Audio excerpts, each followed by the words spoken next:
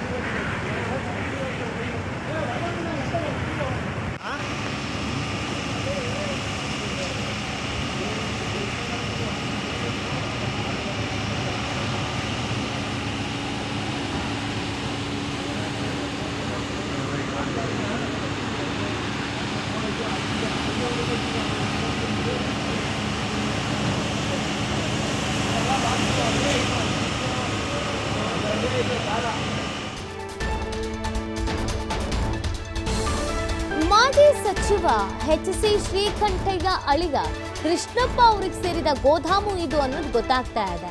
Shell ಕಂಪನಿಗೆ ಸೇರಿದ oil ಗೋದಾಮ್ ಇದು. ಸೌತ್ ಕರ್ನಾಟಕ ಡಿಸ್ಟ್ರಿಬ್ಯೂಟರ್ ಹೊಂದಿದ್ದಂತ ಕೃಷ್ಣಪ್ಪ ಶೆಲ್ ಕಂಪನಿಗೆ ಬಾಡಿಗೆನ ನೀಡಿದ್ರು ಕೃಷ್ಣಪ್ಪ ಅನ್ನೋದು ಗೊತ್ತಾಗ್ತಾ ಇದೆ. ನೋಡಿ, ಇದು ಶೆಲ್ ಕಂಪನಿಗೆ ಬಾಡಿಗೆನ ನೀಡಿರೋದು ಮಾಜಿ ಸಚಿವ ಎಚ್.ಸಿ. ಶ್ರೀಕಂಠಯ್ಯ ಅವರ ಅಳಿಯ ಕೃಷ್ಣಪ್ಪಕ್ಕೆ ಸೇರಿದಂತ ಗೋದಾಮು ಇದು. ಶೆಲ್ ಕಂಪನಿಗೆ ಸೇರಿದಂತ ಆಯಿಲ್ನ ಗೋದಾಮು ಇದಾಗಿತ್ತಂತೆ. ಸೌತ್ ಕರ್ನಾಟಕ ಡಿಸ್ಟ್ರಿಬ್ಯೂಟರ್ ಅನ್ನ ಹೊಂದಿದ್ರು ಕೃಷ್ಣಪ್ಪ ಅನ್ನೋದು ಗೊತ್ತಾಗ್ತಾ ಇದೆ.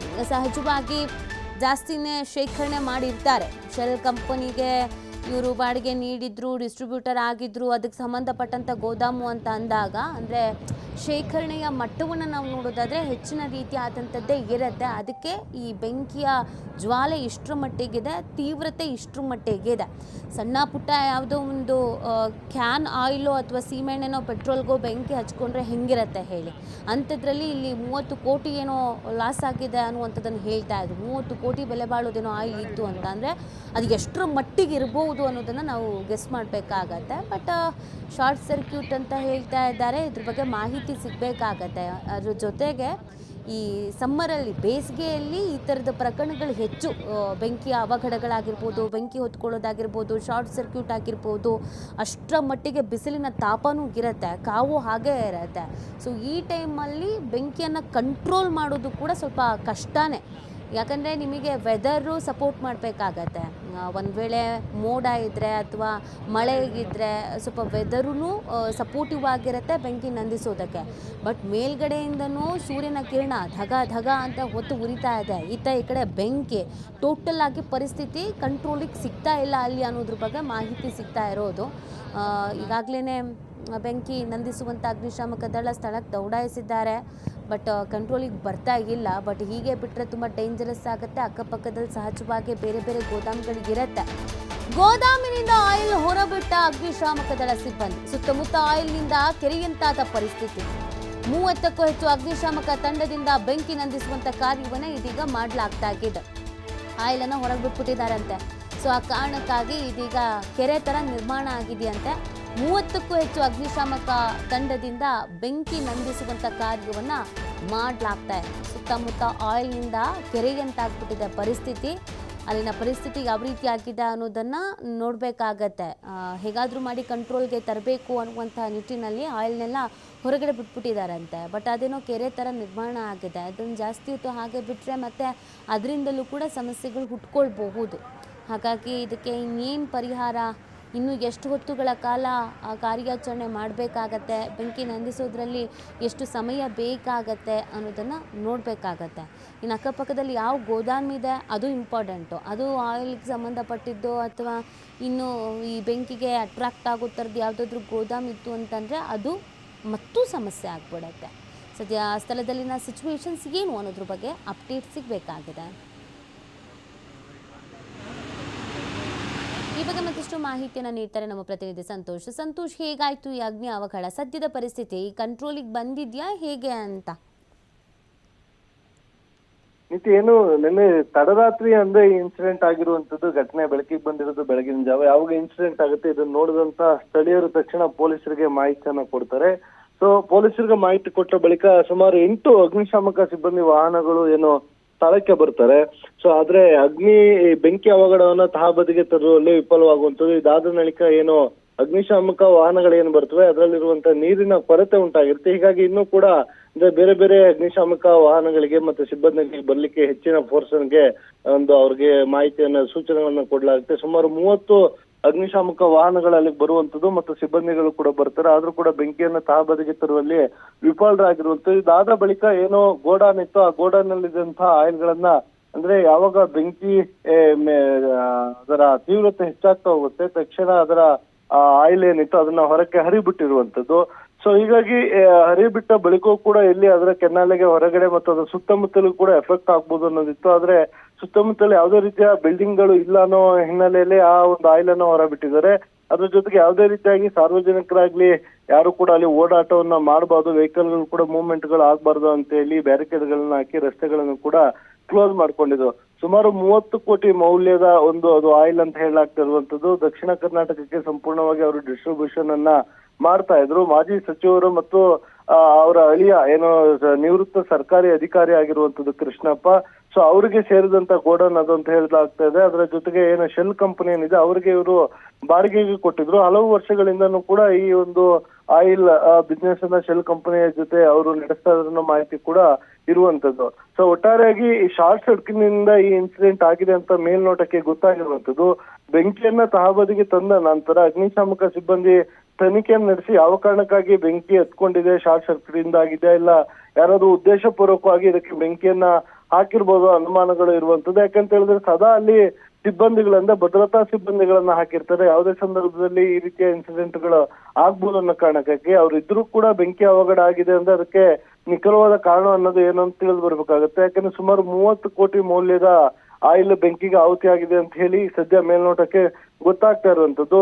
ಈ ಬಗ್ಗೆ ಸಂಬಂಧಪಟ್ಟ ಪೊಲೀಸ್ ಠಾಣೆಯಲ್ಲಿ ಪ್ರಕರಣವನ್ನು ದಾಖಲು ಮಾಡ್ಕೊಳ್ಳಲಾಗುತ್ತೆ. ಪ್ರಕರಣ ದಾಖಲು ಮಾಡಿಕೊಂಡ ನಂತರ ಇದ್ದಂತ ಕ್ವಾಂಟಿಟಿ ಎಷ್ಟಿತ್ತು ಅನ್ನೋದ್ರ ಬಗ್ಗೆ ಕೂಡ ಮಾಹಿತಿಯನ್ನೆಲ್ಲ ತೆಗೆದುಕೊಂಡು ತನಿಖಾ ನಂತರ ಈ ಇನ್ಸಿಡೆಂಟ್ ನಿಂದ ಎಷ್ಟು ಲಾಸ್ ಆಗಿದೆ ಮತ್ತು ಘಟನೆಗೆ ಕಾರಣ ಏನು ಅನ್ನೋ ಎಲ್ಲಾ ಸತ್ಯಗಳು ಹೊರಬರ್ಬೇಕಾಗುತ್ತೆ. ನೀತಿ ಸಂತೋಷ್, ಈಗ ಸುತ್ತಮುತ್ತ ಯಾವ ತರ ಸಿಚುವೇಶನ್ಸ್ ಇದೆ ಅಂದ್ರೆ ಅಕ್ಕಪಕ್ಕದಲ್ಲಿ ಗೋದಾಮ್ ಇದ್ರೆ ಬೆಂಕಿ ಆದಷ್ಟು ಬೇಗ ಕಂಟ್ರೋಲ್ ಆಗ್ಬೇಕಾಗತ್ತೆ, ಎಲ್ಲ ಅಕ್ಕಪಕ್ಕದ ಕಟ್ಟಡಗಳಿಗೂ ಕೂಡ ಹೊತ್ಕೊಳ್ಳುವಂತ ಸಾಧ್ಯತೆ ಇದೆ.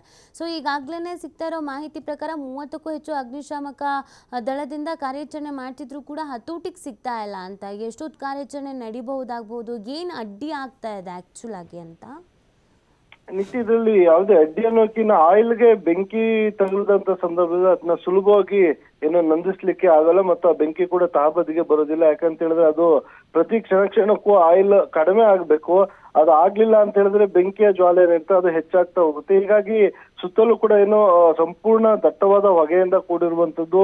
ಅಕ್ಕಪಕ್ಕದಲ್ಲಿ ಏನು ಮನೆಗಳಿರ್ಬೋದು, ಇಲ್ಲ ಈ ಇಂಡಸ್ಟ್ರಿಯಲ್ಲಿ ಏನೇನಿದೆ ಬೇರೆ ಬೇರೆ ಇಂಡಸ್ಟ್ರಿಗಳನ್ನ ಮಾಡ್ಕೊಂಡಿದ್ದಂತವ್ರು ಕೂಡ ಭಯದ ವಾತಾವರಣದಲ್ಲಿರುವಂತದ್ದು. ಎಲ್ಲಿ ಅಲ್ಲಿನ ಬೆಂಕಿ ಪಕ್ಕದ ಬಿಲ್ಡಿಂಗ್ ಗಳಿಗೆ ಇಲ್ಲ ಕಟ್ಟಡಗಳಿಗೆ ತಗುಲುವಂತ ಸಾಧ್ಯತೆಗಳಿರುತ್ತೆ. ಬಹುತೇಕವಾಗಿ ಇಂತಹ ಏನು ಗೋದಾಮ್ಗಳಿರ್ತವೆ ಇವೆಲ್ಲವೂ ಕೂಡ ರೆಸಿಡೆನ್ಷಿಯಲ್ ಏರಿಯಾದಿಂದ ಇಂಡಸ್ಟ್ರಿಯಲ್ ಏರಿಯಾ ಕಡೆಗೆ ಶಿಫ್ಟ್ ಆಗಿರ್ತವೆ. ಅಲ್ಲಿ ಬೇರೆ ಬೇರೆ ಇಂಡಸ್ಟ್ರಿಗಳು ಕೂಡ ಇರ್ತವೆ. ಹೀಗಾಗಿ ಆ ಬೆಂಕಿ ಏನಾದ್ರು ಬೇರೆ ಇಂಡಸ್ಟ್ರಿಗೆ ತೆಗೆದುಕೊಂಡ್ರೆ ಅಲ್ಲೂ ಕೂಡ ಕೋಟ್ಯಾಂತರ ರೂಪಾಯಿ ನಷ್ಟ ಆಗುವಂತ ಸಾಧ್ಯತೆಗಳಿರುತ್ತೆ. ಈ ಕಾರಣಕ್ಕಾಗಿ ಅವರೆಲ್ಲರೂ ಕೂಡ ಆತಂಕದಲ್ಲಿ ಇರುವಂತದ್ದು. ಆದ್ರೆ ಪೊಲೀಸರು ಇರ್ಬೋದು, ಅಗ್ನಿಶಾಮಕ ಸಿಬ್ಬಂದಿಗಳಿರ್ಬೋದು, ಬೆಂಕಿಯನ್ನ ಅಂದ್ರೆ ಈಗಾಗಲೇ ಏನು ಗೋದಾಮಿಗೆ ತೆಗೆದುಕೊಂಡಿದೆ ಅದರಿಂದ ಬೇರೆ ಕಡೆಗೆ ಹೋಗದ ಅಂತೆ ಅದರ ಕೆನ್ನಾಲೆಗೆ ಬೇರೆ ಕಡೆಗೆ ತಗುಲದ ರೀತಿಯಲ್ಲಿ ಇವರು ಮುಂಜಾಗ್ರತಾ ಕ್ರಮವನ್ನು ಕೂಡ ವಹಿಸ್ಕೊಳ್ತಾ ಇರುವಂತದ್ದು. ಅದಷ್ಟೇ ಅಲ್ಲದೆ ಆ ಗೋದಾಮಿನಲ್ಲಿ ಯಾರಾದ್ರೂ ಸಿಬ್ಬಂದಿಗಳು ಕೆಲಸವನ್ನ ಮಾಡ್ತಾ ಇದ್ದಾರೆ, ಅದ್ರೊಳಗೆ ಯಾರಾದ್ರೂ ಸಿಕ್ಕೊಂಡಿದ್ದಾರೆ ಅನ್ನೋದ್ರ ಬಗ್ಗೆ ಕೂಡ ಮಾಹಿತಿಯನ್ನ ಕಲೆ ಹಾಕ್ಬೇಕಾಗತ್ತೆ. ಹೀಗಾಗಿ ಗೋದಾಮನ್ನ ಯಾರು ಮಾಲೀಕರು ಇರ್ಬೋದು ಮತ್ತೆ ಅದನ್ನ ಯಾರು ಗೋದಾಮನ್ನ ನಡೆಸ್ತಾ ಇದ್ರು ಅವರನ್ನು ಕೂಡ ಸಂಬಂಧಪಟ್ಟ ಅಧಿಕಾರಿಗಳನ್ನು ಕೂಡ ಈಗಾಗಲೇ ಪೊಲೀಸರು ಸಂಪರ್ಕವನ್ನ ಮಾಡ್ತಾ ಇರುವಂತದ್ದು. ಎಷ್ಟು ಜನ ಇಲ್ಲಿ ಕೆಲಸವನ್ನ ಮಾಡ್ತಾ ಇದ್ರು, ಸೊ ರಾತ್ರಿ ಎಲ್ಲ ಯಾರೆಲ್ಲ ಇರ್ತಾ ಇದ್ರು, ಯಾವ ರೀತಿಯಾಗಿ ಬೆಂಕಿ ಹತ್ಕೊಂಡಿದೆ ಅನ್ನೋದ್ರ ಬಗ್ಗೆ ಏನಾದ್ರು ಮಾಹಿತಿ ಇದೆಯಾ, ಇಲ್ಲ ಅಲ್ಲಿ ಭದ್ರತಾ ಸಿಬ್ಬಂದಿಗಳಿದ್ರೆ ರಾತ್ರಿ ಭದ್ರತಾ ಸಿಬ್ಬಂದಿ ಕೆಲಸದಲ್ಲಿ ಯಾರು ಕೆಲಸವನ್ನ ಮಾಡ್ತಾ ಇದ್ರು ಸೊ ಅಂತಹ ವ್ಯಕ್ತಿಯ ಬಳಿ ಕೂಡ ಮಾಹಿತಿಯನ್ನ ಪಡ್ಕೊಳ್ತಾ ಇರುವಂತದ್ದು. ಇಂತಹ ಇನ್ಸಿಡೆಂಟ್ಗಳು ಆದಂತ ಸಂದರ್ಭದಲ್ಲಿ ಪ್ರಮುಖವಾಗಿ ಆ ಗೋದಾಮನ್ನ ನಡೆಸುವಂತವ್ರು ಮತ್ತಿಲ್ಲ ಅದರ ಉಸ್ತುವಾರಿಯನ್ನ ಯಾರು ನೋಡ್ಕೊಳ್ತಾ ಇರ್ತಾರೆ ಅಂತಹ ವ್ಯಕ್ತಿ ಸ್ಥಳದಲ್ಲಿ ಇರ್ಬೇಕಾಗತ್ತೆ. ಯಾಕಂತ ಹೇಳಿದ್ರೆ ಗೋದಾಮಿನ ಒಳಗೆ ಆಯಿಲ್ ಇದೆಯಾ, ಎಷ್ಟಿದೆ, ಅದ್ರ ಕ್ವಾಂಟಿಟಿ ಎಷ್ಟಿದೆ, ಸೊ ಅದರಿಂದ ಆಗುವಂತ ಬೆಂಕಿ ಅವಘಡ ಹೆಚ್ಚಾಗುತ್ತಾ, ಇಲ್ಲ ಇದನ್ನ ಬಿಟ್ಟು ಬೇರೆ ಏನಾದ್ರೂ ಬೆಂಕಿಗೆ ಸಿಡಿಯುವಂತ ವಸ್ತುಗಳಿರ್ತಾವ. ಸೊ ಯಾಕಂದ್ರೆ ಇತ್ತೀಚೆಗೆ ನಾವು ನೋಡಿದ್ವಿ ಸಿಲಿಂಡರ್ ಕೆಲವು ಗೋದಾಮ್ಗಳಲ್ಲಿ ಸಿಲಿಂಡರ್ಗಳನ್ನ ಇಟ್ಕೊಂಡಿರ್ತಾರೆ. ಸೊ ಈ ರೀತಿಯಾಗಿ ಬೆಂಕಿ ಹಿಂಸಿ ಅವಘಡಗಳಾದಾಗ ಸೊ ಆ ಸಿಲಿಂಡರ್ಗಳು ಸ್ಫೋಟ ಆಗುವಂತದ್ದು, ಇದರಿಂದ ಇನ್ನೂ ದೊಡ್ಡ ಮಟ್ಟದ ಅವಘಡಗಳು ಉಂಟಾಗುವ ಸಾಧ್ಯತೆಗಳಿರುತ್ತೆ. ಹೀಗಾಗಿ ಅದರ ಮೇಲುಸ್ತುವಾರಿಯನ್ನು ವಹಿಸಿಕೊಂಡಿರುವಂತಹ ವ್ಯಕ್ತಿ ಆಗಿರ್ತಾರೆ ಅವನಲ್ಲಿದ್ರೆ ಅಗ್ನಿಶಾಮಕ ಸಿಬ್ಬಂದಿಗಾಗ್ಲಿ ಪೊಲೀಸರಿಗಾಗ್ಲಿ ಅದನ್ನ ನಿಯಂತ್ರಣ ಮಾಡ್ಲಿಕ್ಕೆ ಸಾಕಷ್ಟು ಮಾಹಿತಿ ಸಿಕ್ತಂಗಾಗುತ್ತೆ. ಸೊ ಹೀಗಾಗಿ ತಡರಾತ್ರಿಯಿಂದನೂ ಕೂಡ ಪೊಲೀಸರು ಅಗ್ನಿಶಾಮಕ ಸಿಬ್ಬಂದಿಗಳು ಈ ಕೆಲಸವನ್ನ ಮಾಡ್ತಾ ಇರುವಂತದ್ದು. ಆದ್ರೆ ಇನ್ನೂ ಕೂಡ ಬೆಂಕಿ ತಹಬದಿಗೆ ಬಂದಿಲ್ಲ ಅನ್ನೋ ಮಾಹಿತಿ ಲಭ್ಯವಾಗ್ತಾ ಇರುವಂತದ್ದು. ಆದ್ರೆ ರಾತ್ರಿ ಇನ್ಸಿಡೆಂಟ್ ಆದಂತ ಸಂದರ್ಭದಲ್ಲಿ ಗಮನಿಸಿದಾಗ ದೊಡ್ಡ ಮಟ್ಟದ ಏನು ಸಾವು ನೋವುಗಳು ಆಗ್ಬೋದು ಮತ್ತೆ ಅದರ ಅಕ್ಕಪಕ್ಕದ ಇಂಡಸ್ಟ್ರಿಗಳು ಕೂಡ ಬೆಂಕಿ ಕಾಣಿಸ್ಕೊಳ್ಬಹುದು ಅನ್ನೋ ಒಂದು ಅನುಮಾನಗಳಿತ್ತು. ಆದ್ರೆ ಅದ್ಯಾವುದೇ ಅಹಿತಕರ ಘಟನೆ ಆಗದ ರೀತಿಯಲ್ಲಿ ಸದ್ಯಕ್ಕೆ ಪ್ರಾಥಮಿಕವಾಗಿರುವ ಮಾಹಿತಿಯ ಪ್ರಕಾರ ಇದನ್ನ ತಹಬದಿಗೆ ತರುವಲ್ಲಿ ಅಂದ್ರೆ ಸ್ವಲ್ಪ ಮಟ್ಟದ ಯತ್ನ ಅಂದ್ರೆ ಬೆಂಕಿಯನ್ನ ತಗ್ಗಿಸ್ಲಿಕ್ಕಾಗ್ತಲ್ಲ, ಆದ್ರೆ ಬೆಂಕಿಯನ್ನ ಗೋದಾಮನ್ನ ಬಿಟ್ಟು ಬೇರೆ ಕಡೆಗೆ ಹರಡದ ರೀತಿಯಲ್ಲಿ ಅಗ್ನಿಶಾಮಕ ಸಿಬ್ಬಂದಿಗಳು ಪೊಲೀಸರು ತಡೆದಿದ್ದಾರೆ ಅನ್ನೋ ಮಾಹಿತಿ ಇರುವಂತದ್ದು. ಸಂಪೂರ್ಣವಾಗಿ ಬೆಂಕಿಯನ್ನ ತಹಬದಿಗೆ ತಂದ ನಂತರ ಏನೆಲ್ಲ ಹಾನಿಯಾಗಿದೆ, ಏನೆಲ್ಲ ಅವಘಡಗಳಾಗಿದೆ, ಯಾವ್ದಾದ್ರು ಪ್ರಾಣ ಹಾನಿಯಾಗಿದೆ, ಎಲ್ಲಾ ಮಾಹಿತಿಗಳು ಕೂಡ ಹೊರಬರ್ಬೇಕಾಗಿರುವಂತದ್ದು. ನೀತಿ. ಓಕೆ, ಥ್ಯಾಂಕ್ ಯು ಸಂತೋಷ್ ತಮ್ಮ ಡೀಟೇಲ್ಸ್ಗಾಗಿ.